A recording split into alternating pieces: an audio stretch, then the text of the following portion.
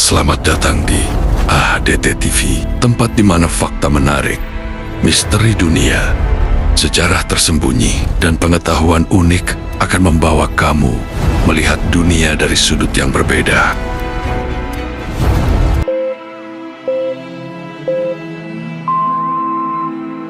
Halo semuanya, oke kita langsung mulai aja ya. Kalian pernah merhatiin nggak sih kepanikan massal yang tiba-tiba muncul di berita atau obrolan warung kopi tiap kali nilai tukar rupiah terhadap dolar melemah? Kayak ada semacam kecemasan nasional yang langsung bangkit gitu. Kenapa bisa begitu?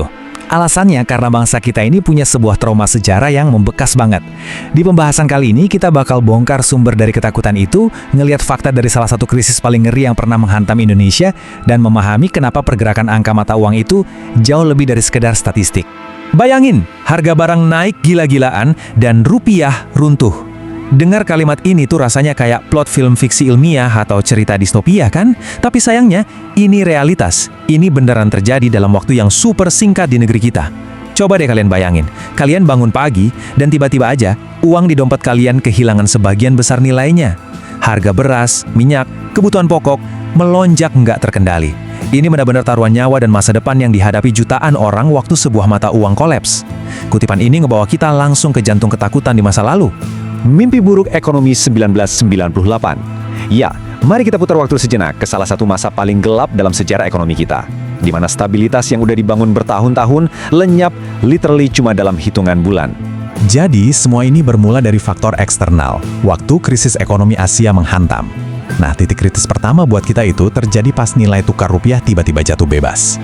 Bayangin ya, dari yang tadinya sekitar 2.500 rupiah per dolar, mendadak terjun bebas sampai nembus belasan ribu rupiah. Wah, kejatuhan yang se ekstrem ini langsung memicu efek domino. Bisnis-bisnis bertumbangan secara massal cuma dalam hitungan hari.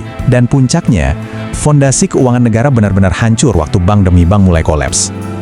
Rentetan kejadian yang luar biasa brutal. Analogi sederhana, mengapa penting? Nah, yang benar-benar menarik dari bagian ini adalah kita bakal pakai perumpamaan sederhana soal warung makan buat ngerti gimana sih sebenarnya mekanik dari krisis yang rumit ini.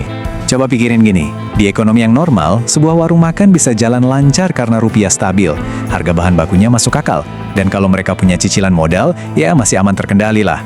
Tapi, pas badai 1998 menghantam, dan dolar tiba-tiba meroket gila-gilaan, situasinya langsung muter 180 derajat.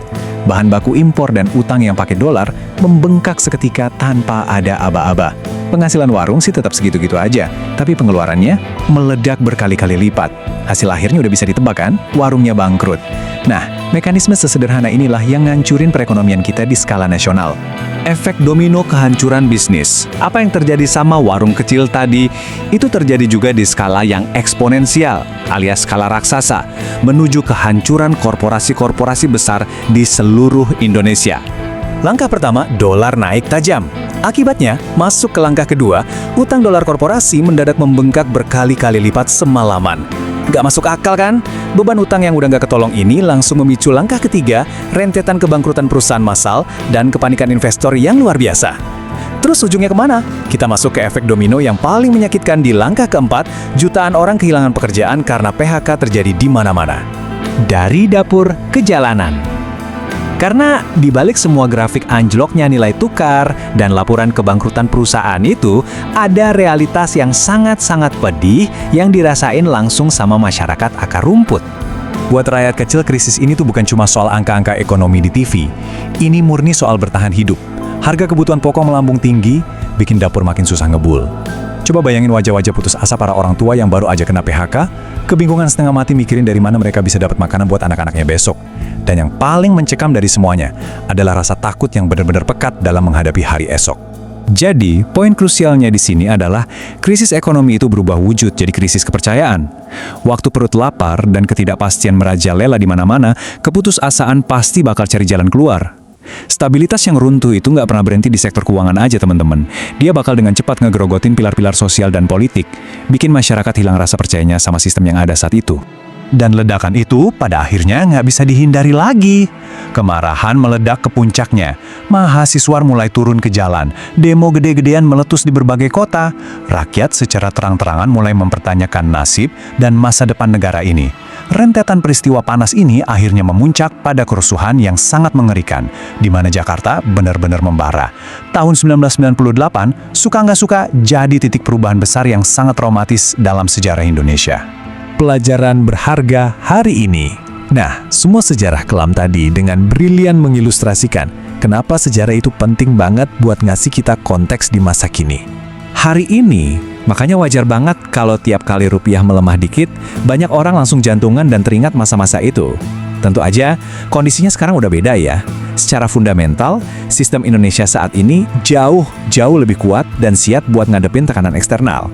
Tapi, sejarah tetap ngasih kita peringatan yang valid, bahwa sebesar apapun sebuah negara, dia bisa aja goyah dengan cepat kalau ekonominya hancur lebur. Itulah alasan mendasar kenapa bayang-bayang ketakutan itu kayaknya bakal selalu nempel di kepala kita.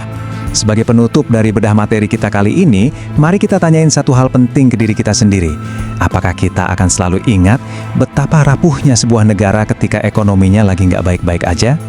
Fluktuasi mata uang tuh mungkin kelihatannya cuma urusan orang-orang berjas di bursa saham atau urusan investor gede. Tapi seperti yang udah diajarin sama sejarah tahun 1998, kestabilan ekonomi itu adalah napas untuk keamanan dan kedamaian sebuah bangsa. Pastiin kalian mengingat pelajaran dari sejarah ini. Terima kasih udah ngikutin penjelasan kali ini, dan sampai jumpa di pembahasan kita selanjutnya.